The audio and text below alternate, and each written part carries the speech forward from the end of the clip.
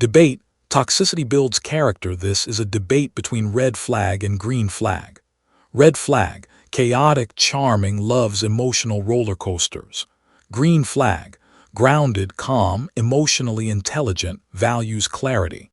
Welcome to tonight's debate, where we're tackling the spicy question: does toxicity build character? With us are two powerful personalities. Please welcome red flag and green flag. Thank you. Let me just start by saying, if you've never stayed up until 4 a.m. crying over someone who said we're not official, have you even lived?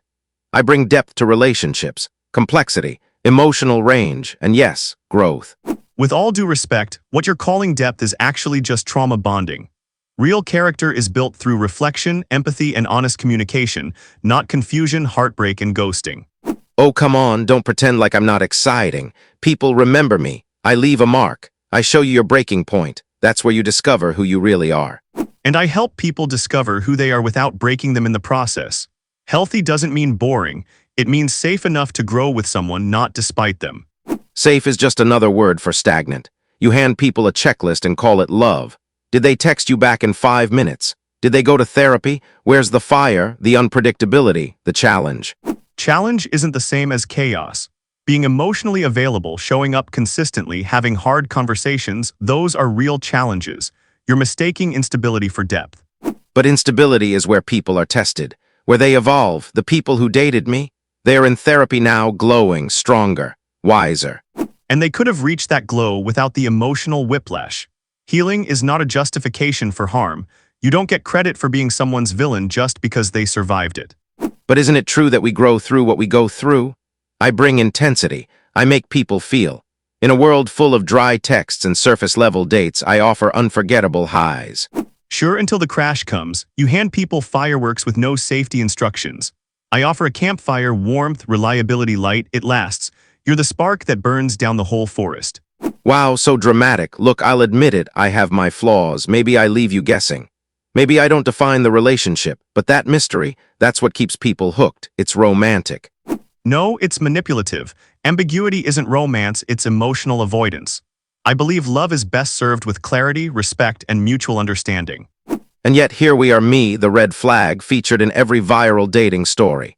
People love talking about me. You're what people say they want, but swipe past because you're too nice. I'm the one they come looking for when they're tired of recovering. When people finally realize love shouldn't feel like a survival game, that's when they find me. But without me, would they even know the difference? I'm the contrast. The before that makes your after look good. If they didn't suffer with me, how would they even recognize your value? Pain isn't the price of wisdom, awareness is. You're not a rite of passage. People don't need to be emotionally wrecked to learn how to love. So you're saying I have no place? That people should just skip the messy, passionate, wild part and go straight to emotional spreadsheets? I'm saying there's room for passion without damage. You can be wild and safe. Spontaneous and respectful. I'm not a spreadsheet, I'm the foundation. You're the demolition crew. But I make people feel alive. The fights, the makeups, the intensity, it's intoxicating. Admit it, some people crave that. Sure, because it feels familiar, often from past wounds. But familiarity isn't the same as compatibility. You exploit their unhealed parts. I help them build wholeness. All right, fine. Maybe I'm not sustainable, but I'm real. I don't pretend to be perfect. I mirror people's insecurities, their fears. I show them who they are. That's what therapy is for. Relationships shouldn't be war zones. Love should feel like a safe place to land, not a test you're constantly failing. Look, I'm not claiming to be healthy. I'm messy. I'm addictive. But I'm also part of a lot of people's stories, their turning points. I'm the chapter before the healing. You don't have to thank me. Just remember me. And I'll be the chapter where they stop surviving and start thriving. Where love means showing up fully, honestly, and without fear. You may leave a mark, Red, but I build a legacy.